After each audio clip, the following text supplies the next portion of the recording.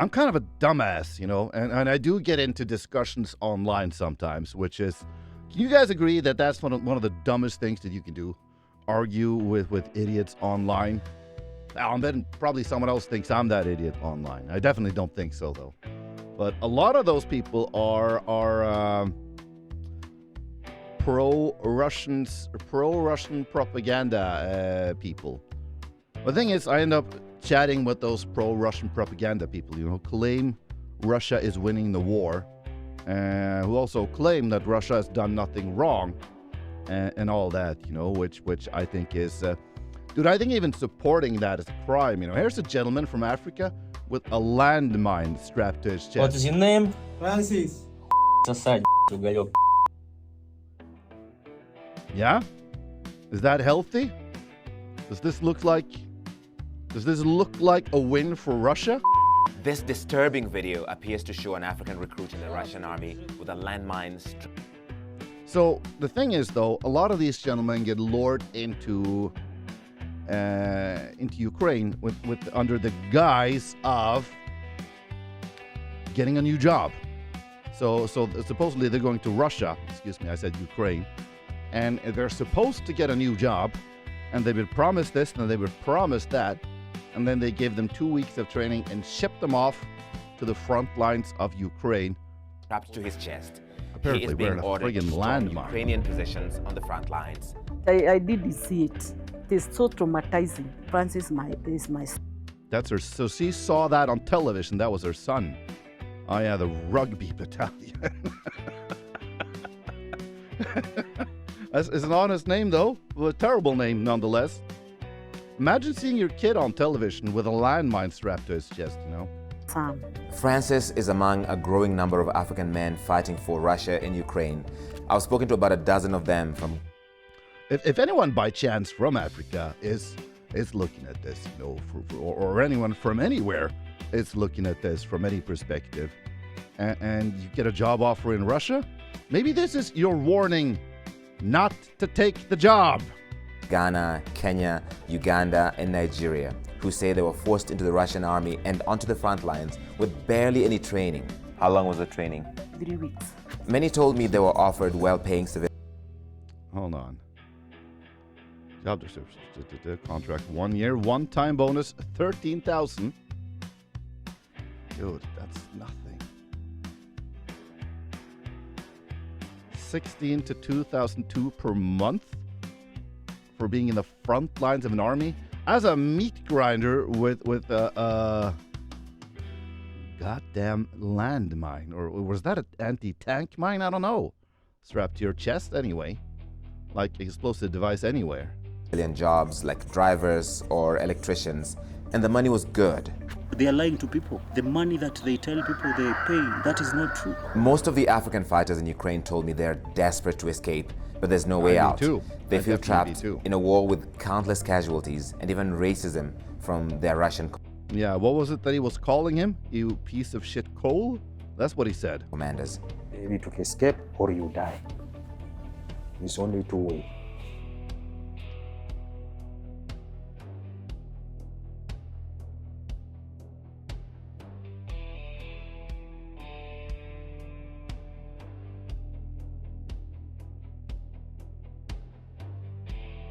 Now, creator here is the Military Show.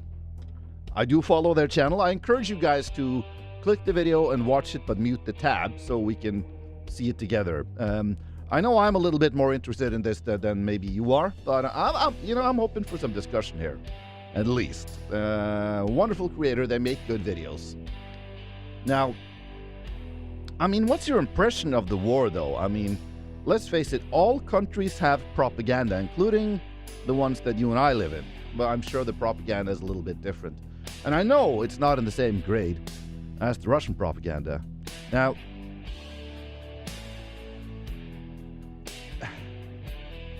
they're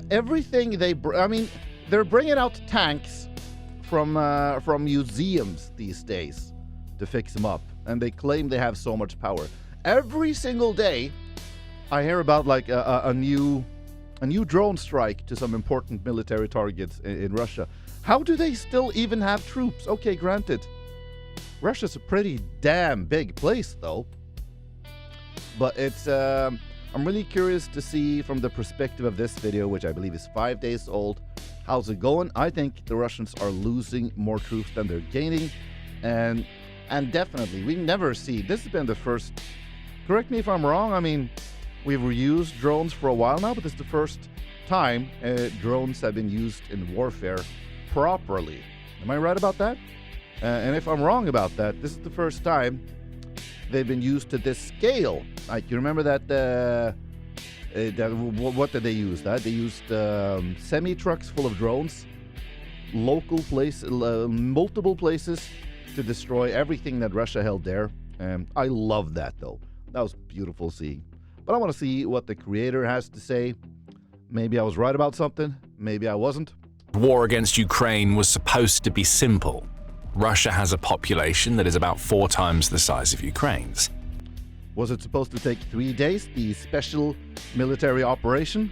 All that Putin would have to do is throw so many soldiers at Ukraine that its defenses collapse and the so-called special military operation would be complete. It's an equation that has worked well for Russia in the past, but Ukraine has broken the maths of Russia's war by causing a catastrophic death toll that is collapsing Putin's front lines. That's true. I mean, someone looked this up, but I believe they're losing more people now than the Germans were losing in the Second World War. I saw some statistic like that. If someone wants to Google that, I'd appreciate it. Operation Spiderweb. Yeah, that's what it was called. That was a genius. That was beautiful, though. And then just generally targeting, like, they've started building hangars now, and airplane hangars are, like, they're uniquely difficult and expensive to build. Because, you know, it's this huge friggin' building and no pillars to hold it up. Like, you're going to have to make some stuff. And they really started making bunkers now after, I guess it was after the Operation Spiderweb. I'm not sure, to protect some of the more expensive planes. They're still blowing them up, though. I think that Sweden should donate some of the Archer system to the Ukraine. Would you explain to me, as a dummy, what is the Archer system, Sir? Because I'm not sure I'm familiar with it. We'll get to why all of this is happening to Russia. Oh. There's a typical Russian tank. Later in the video, but first there are a couple of headline statistics that showcase just how brutal Putin's war has been and continues to be on the Russian military. And the first of these statistics shows just how draining the Ukraine war has been on the Russian military. Russia is officially losing around twice as many soldiers per month in Ukraine as it did in its decade-long war in Afghanistan. I'll call that a victory for the world. And, you know, Putin goes on about how, oh, Russia isn't the bad guy here. You know, Russia isn't the bad guy here. When I see a young man with a landmine or an explosive device strapped to his chest and told to go to the front line, I'm not seeing the good guys. Are you? I have an anti-Putin chat command in my mind, but it ain't that PC.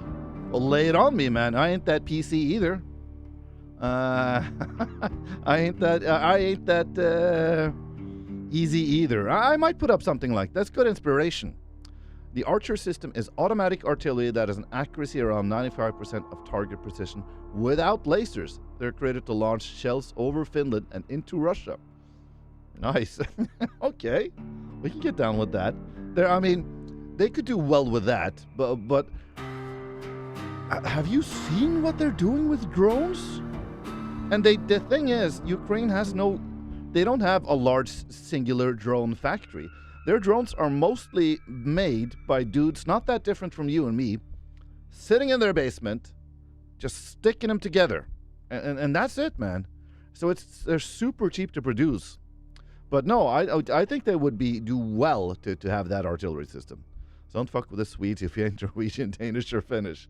Yeah, no, that's what I've been saying, man. And Swedish industry is really, and it's really getting its work cut out for it. You know, there's a whole lot going on within Swedish industry to be to be aware of. The Ukraine meat grinder has reached such immense efficiency. Hold on. Look at the map there. How long has this war been grinding now? Are we in the 4th year? And they've How much is this? They've taken, is this like 10% of the land? And they were supposed to like denazify them and cleanse them in 3 days? Yeah, that's not what I'm seeing. But it's destroying around 35,000 of Russia's soldiers per month. That's according to Ukraine's President Volodymyr Zelensky, who met with some of Ukraine's soldiers during a presentation of a new drone unit initiative. And those numbers are pretty hard to get accurate, though. Those numbers will be accurate when the war is over, because I mean, Ukraine is going to inflate their numbers a little in terms of kills, you know, and deflate their deaths, and Russia is going to do the same. And that's I guess that's kind of an average propaganda machine that all countries do. He delivered the statistic, in addition to pointing out that Russia's fatalities had risen considerably month by month during 2025. TVP World provides a few more details, noting that Ukraine's president said that Russia lost more troops in 1 month than the USSR in 10 years in Afghanistan. Yeah, that doesn't look like a winning army to me, man. And dude, I heard they're walking around, dragging in people from the street and chucking them into the army now. Am I getting that information right? I'm very open to being corrected by people who know better. Fatalities rose from 14,000 per month to 35,000 over the course of the previous year. Add the wounded, captured, and deserters to that figure, and you get what Zelensky claims to be a situation where Russia's army is finally stagnating. How? Well, Zelensky claims that Russia is losing up to 45,000 soldiers per month. 45,000 soldiers per month. Have you ever seen 45 people in one place? Seriously, that's a lot of people. I gave an educational speech to 700 people in public once, and that was just so damn many. This is 45,000 people per month. And I seriously wonder how many of these are deserters and how many of them are death. I've seen around 100K in one place. What was that place? I'm very curious. I'm just trying to paint a picture in my mind here. In a place called New Camp. I have no idea how to put that into perspective. I mean, I was in 87,000 at Signal Iduna Park. Hold on. Okay, you've seen those. What football field rooms 40?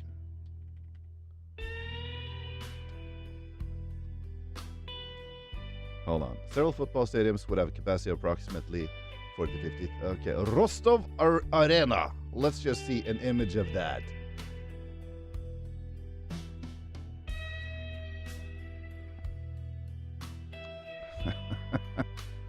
Okay. Are those cars? Inside there, you fit 45,000 people. This is what they lose every single month, guys. A month as casualties, but it mobilizes between 40,000 and 43,000 soldiers.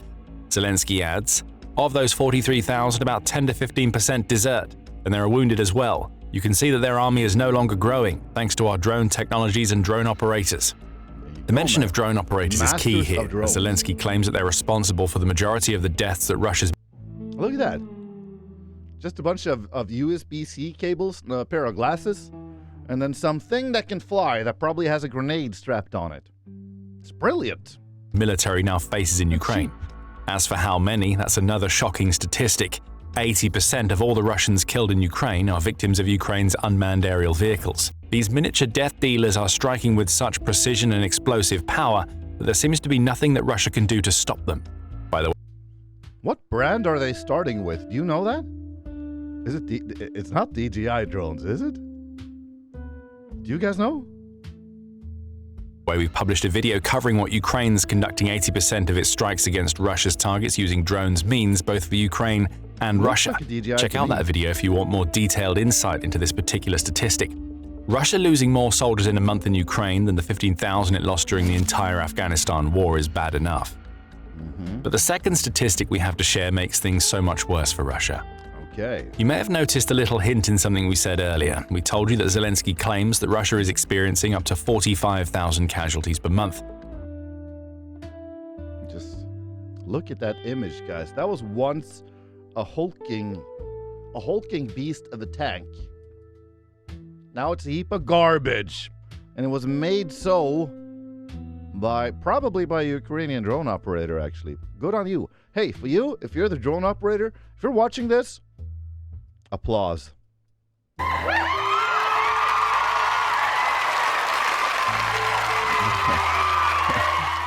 Hey, Vlad. Screw you, you worthless piece of shit dictator for slaughtering innocents and ripping families apart with your bloodthirsty bullshit.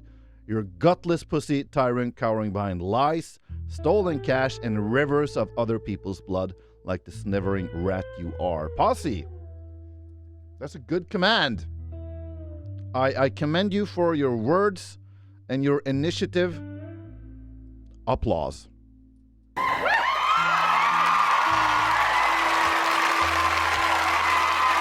Well deserved, man. Yeah, it did look like a DJI drone, didn't it? However, we also said that December saw Ukraine's drone operators kill 35,000 Russian soldiers. If something seems a little off about those numbers, you're correct. Russia's ratio of dead to wounded is horrendous, and it's another major reason why the maths of Putin's war simply isn't working. Traditionally, the expected ratio of deaths to injuries that a military is expected to experience during a war is 1 death for every 3 wounded. 1 death for every 3 wounded. So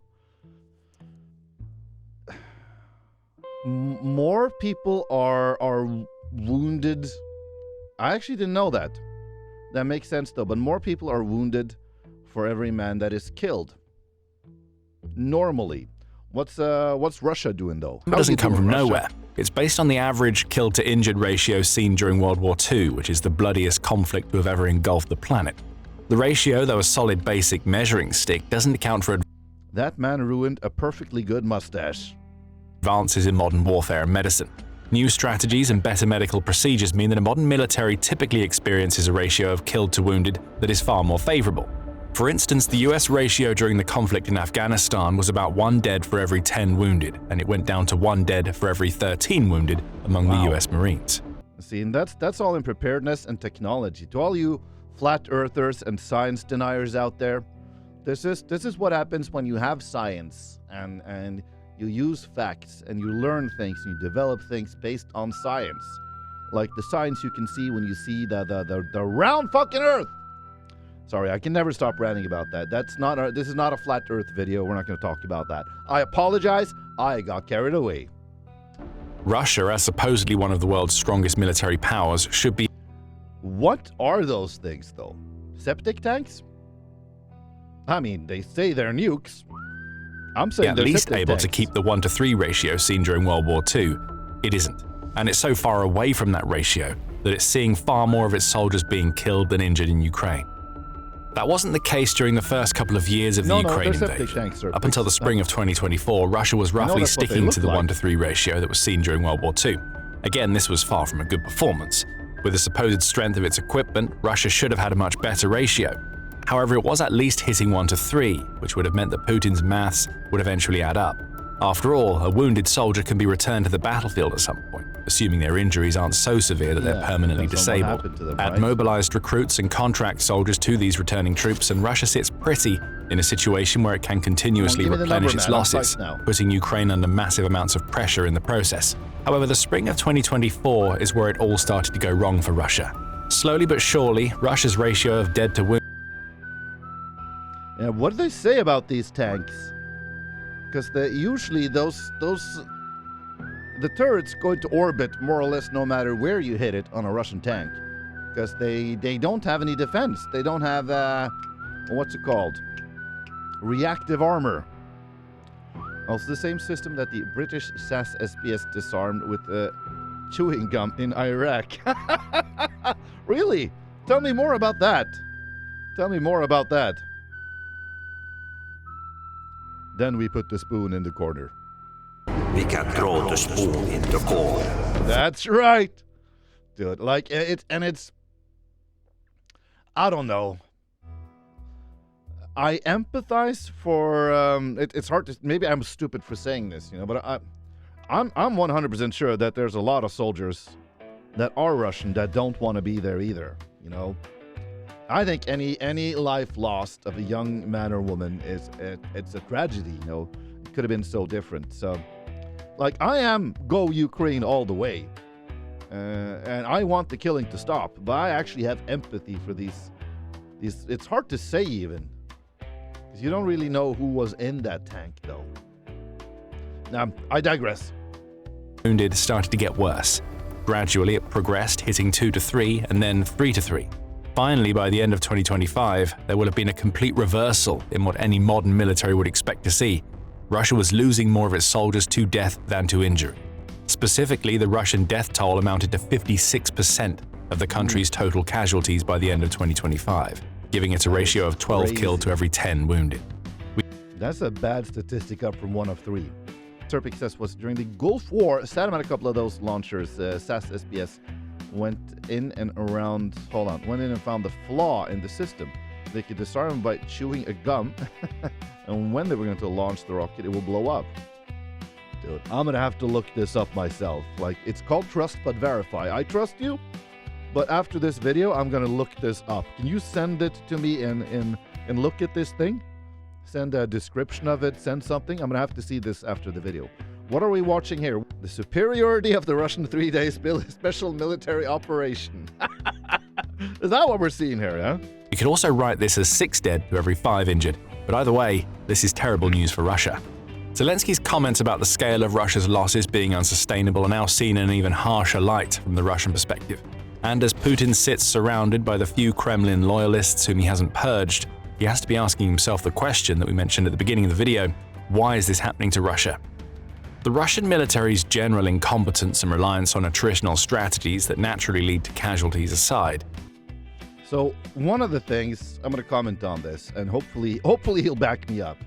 One of the things that separates, for example, a powerful army like the U.S. Army or NATO from the Russian military. Like, in the Russian military, the chain of command is absolute.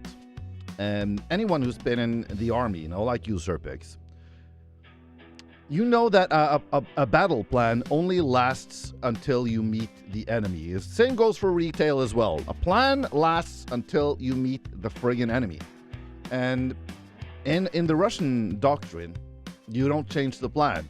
You have to go through so much red tape and talk to so many commanders, while NATO troops and US troops, they have freedom to deviate if it's reasonable to do so in terms of the mission and whatever problems they may have arisen along the way. That's a good question, though. They had Chinese soldiers for a while, didn't they?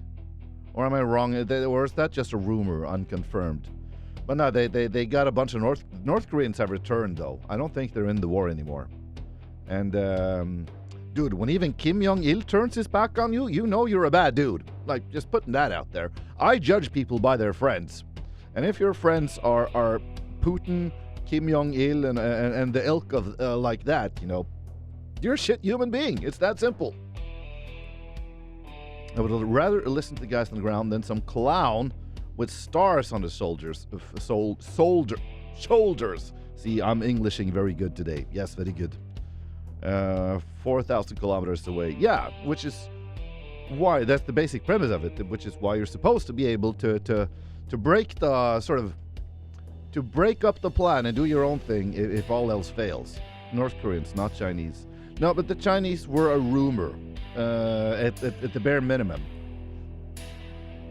Aren't India, Venezuela, and Brazil their allies? I don't think India is an ally of Russia. They're a trading partner, though. India is a trading partner, and they've actually explicitly described themselves as not an ally. There are 2 major reasons why its dead to injured ratio is so bad, and the first of those reasons is likely the one you expect: Ukraine's drones. What we've seen over the course of the Ukraine war, and especially during the last couple of years, is that drones have replaced... Yeah, that's a DJI Mavic 3. Dude, I sell those at work. artillery as Ukraine's most efficient weapon. Good drone, though. In terms of sheer numbers alone, Ukraine's drones represent an ever-present threat to Russia's forces. 2025 alone saw Ukraine plan to build at least 2.5 million drones, and it may have reached a production capacity of 4.5 million by the end of the year. 4.5 million drones. Dude, a few hundred of them, and they could cause such immense devastation. What was it called? The Operation Spiderweb? Like, what's the one celebrity you really hope you don't see in the Epstein files? For me, it's Shaquille O'Neal, man. I'm Shaquille O'Neal's biggest fan. If Shaquille should happen to see this, I appreciate you, man. You have single-handedly made the world a better place. And no, I don't think you'll see him there either. The Shackster's too good of a dude. Those drones, as we noted Zelensky pointing out earlier, are killing Russians in record numbers because they are much more precise and deadly than artillery. Don't get us wrong, if a Ukrainian artillery shell scores a direct hit on a Russian soldier, that soldier will be turned into a bloody mess. However, as Ukraine Today points out, that's not what often happens with artillery. More often, a shell strikes the ground in the general vicinity of its target, with the explosion firing off shrapnel in all directions. This shrapnel is dangerous, it can kill. However, it's also very possible that the shreds of shell metal cause injuries rather than fatalities. What's the cost, though, of an artillery shell versus a drone? And how complex are the parts? How difficult are they to get? Those are my questions, though, because, like, can they build unlimited drones? Are they that easy? But I've spoken about this before, but the Swedes have actually made some incredible breakthroughs in 2025 in terms of drones, and specifically drone swarms. There we go. Maybe I'll look at that video soon. I think that's an interesting thing. Drones are very different, at least in the case of the FPV drones that Ukraine is using to inflict most of the Russian military's deaths. FPV drones trade power for precision. Yes, their explosive payloads are smaller, but these drones are cheaper to build than artillery and can be flown directly to a target, striking with such a high level of precision that the target is more likely to be killed. But what about their optical drones, though? Because those are impossible to hack. How are they doing with trying to hack these non-optical drones? Combine that precision with the sheer number of drones that Ukraine has in its arsenal, and you get an ever-present threat that is more effective at killing than artillery has ever been. It's this efficiency that has led to 80% of targets that Ukraine destroyed being taken out by drones in 2025. Why? I wonder why. Like, why aren't the Russians adapting the same strategy? Why aren't the Russians building drones and learning to use them as well? Because the Ukrainians have really showed how effective that can be. Drones have even started to help Ukraine carry out the sorts of tasks previously entrusted to artillery. For instance, artillery has always been useful in suppressing the movement of troops and vehicles. Artillery that targets key choke points into which a defending force leads an aggressor is a tactic that is as old as artillery itself. I'm betting I have the answer to that. Maybe I'm wrong, but I don't think Russia has the capability to build drones because of sanctions. Am I onto something, guys? They can't build drones because of sanctions? And though Ukraine still uses its artillery for this purpose, its drones have also been getting in on the act. Now a Russian unit that gets corralled into a location that artillery is targeting also has to deal with being bombarded with FPV drones. The artillery creates panic and causes some casualties. The drones take a more precise approach and can even be used to pick off injured Russian soldiers who might have otherwise survived their shrapnel wounds. And that brings us right to the second reason why so many Russian soldiers are being killed, that is dead to wound. By the way, y'all probably don't... Okay, Pasi, you don't read Norwegian newspapers, but I read in the paper. Now, I want you to look at that artillery shell. There was a man, I believe this was in Norway. A man stuck that thing up his ass and had to have it removed by a doctor. An artillery shell, ladies and gentlemen. Dude, get yourself a toy with a flared base and not an explosive device. That would be my recommendation for anyone even thinking that. Wounded ratio is so skewed. But before we go deeper into that, if this is the kind of insight into military strategy that you enjoy, make sure that you're subscribed to the Military Show. 1.96 million subscribers, guys, and I subscribe on both my channels. You should too, if you take an interest to this. Go. We break down what's happening like this in daily videos. Up in the ass of Timu. I take that quote. Dude, maybe I should have that as a redeemable video reward. The Ukrainian battlefield being so saturated with drones doesn't just mean that more soldiers are being killed in precision strikes. Evacuation of the wounded has also been made incredibly difficult, which means that soldiers who might have survived. Like, is this? Yeah, this looks to me like the Ukrainian battlefield.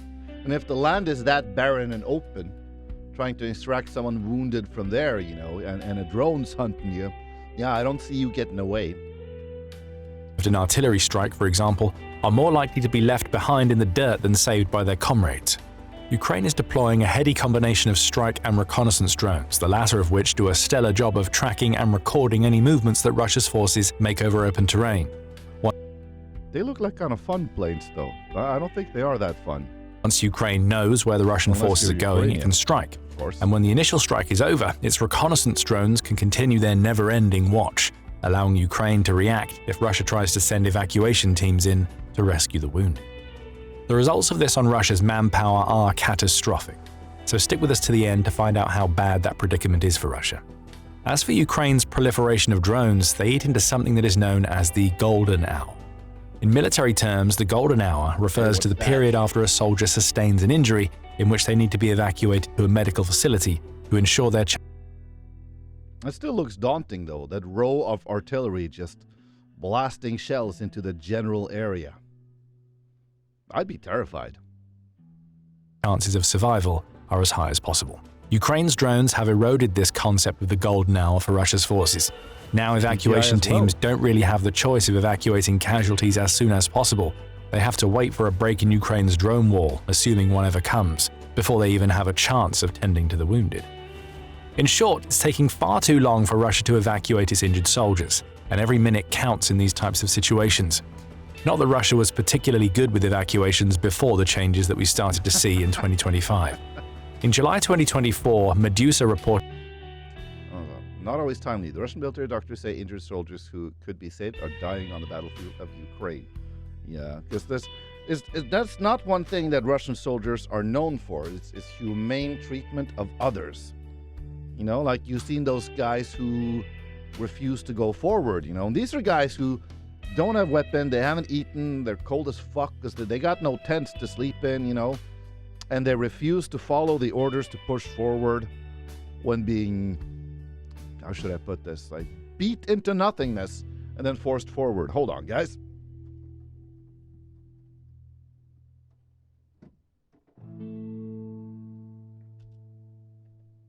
I'll just put that there. And what they do to them, maybe you've seen this video too.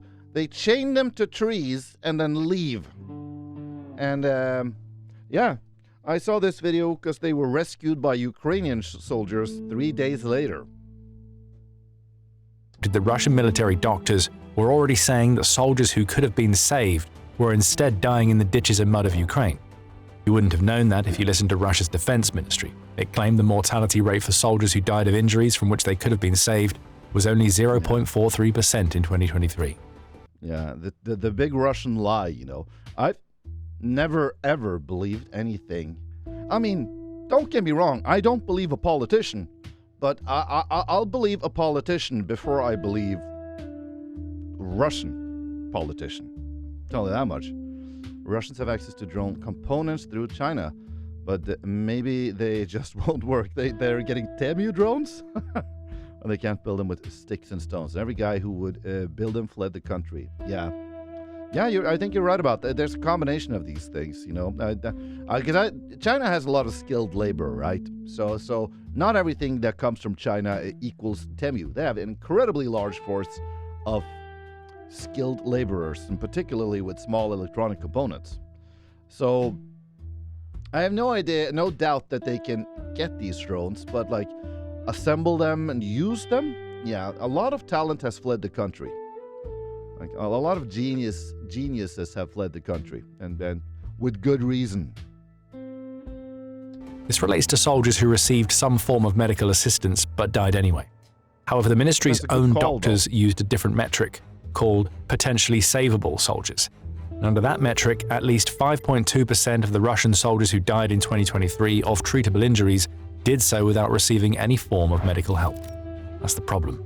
Even if it was true that only 0.3% of soldiers who received treatment were dying, the fact that 5.2% of Russia's deaths were happening because soldiers didn't receive treatment was indicative of an evacuation problem that had nothing to do with Ukraine's strike and reconnaissance drones.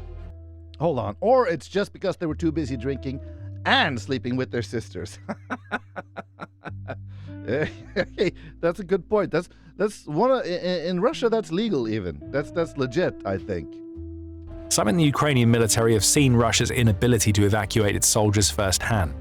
In August 2024, Espresso.Global spoke to the staff sergeant of Ukraine's 13th Operational Brigade.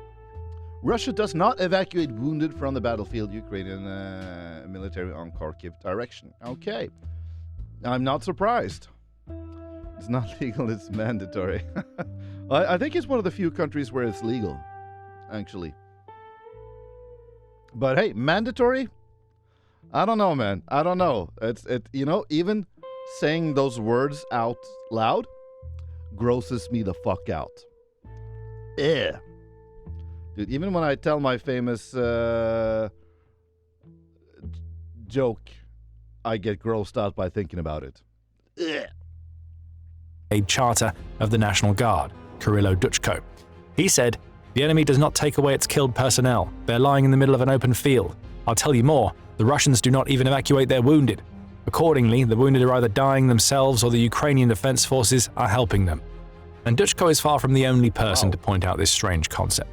In a February 2025 article for The Washington Post, Jim Garrity wrote about visiting injured Russians who were receiving treatment in Ukrainian hospitals. The twist here is that none of the people that Garrity spoke to were soldiers. They were everyday Russians who had been living in the Kursk Oblast at the time of Ukraine's occupation. Russia responded to that occupation by shelling the settlements that Ukraine occupied, and the people living in those settlements ended up being hit by their own side.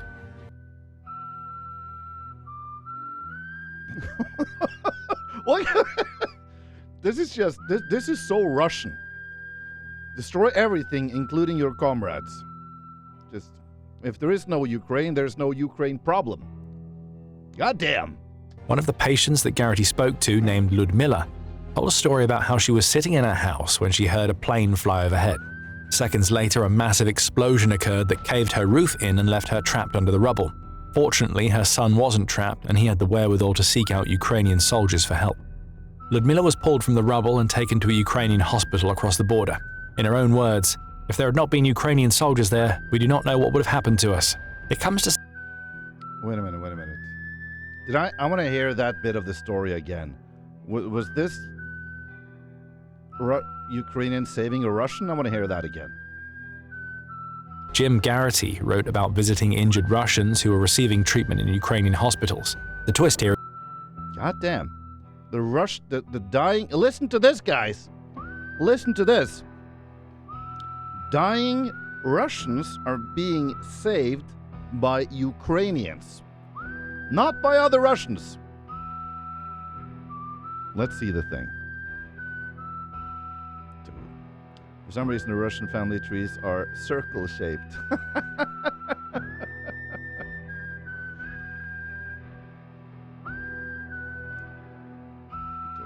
And I bet it has like extra fingers and missing toes too. Posse. Soldiers there, we do not know what would have happened to us. It comes to something when Russia's people stand more chance of being evacuated by their enemies than their comrades. But returning to Russia's evacuation issue in 2025, which is being hampered by Ukraine's drones more than ever before, it seems like leaving soldiers to die is a feature, not a bug, of the strategy that Russia employed during the year. For much of 2025, Russia was using infiltration tactics to sneak tiny units of soldiers into Ukrainian settlements. Those tactics obviously involved the soldier crossing over to the Ukrainian side of the combat lines, where they were supposed to bed in and wait for reinforcements to arrive, so that the territory they entered could be captured. More often than not, the reinforcements never come, and if they do, they may not have tanks or armored vehicles because Russia has depleted its Soviet stockpiles to such an extent that it's been forced to rely on infiltration tactics. Now, what do you think I have zero faith in Russian infiltration tactics.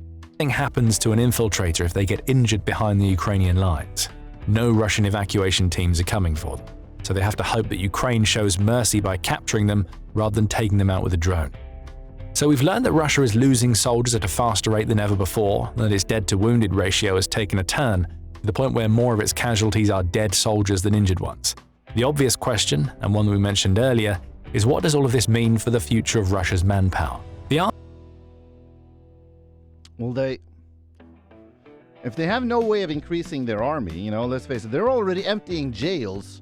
They're chucking Africans in here for some reason. And how are they going to increase their manpower to continue this senseless war? I want to know. I don't think they can. The answer is that Russia can't increase the size of its army in Ukraine, either in numbers or capabilities. On the capability front, every soldier that Russia loses to Ukraine's drones is a soldier who at least had some level of combat experience. Granted, that experience may have amounted to little more than suicidal charges against Ukraine's defenses, but others might have had specialized knowledge, perhaps an understanding of the defenses that Ukraine has deployed, or knowledge about Russia's future plans. Or how to brew cheap vodka. That's very likely. All of that disappears when a drone takes out a soldier.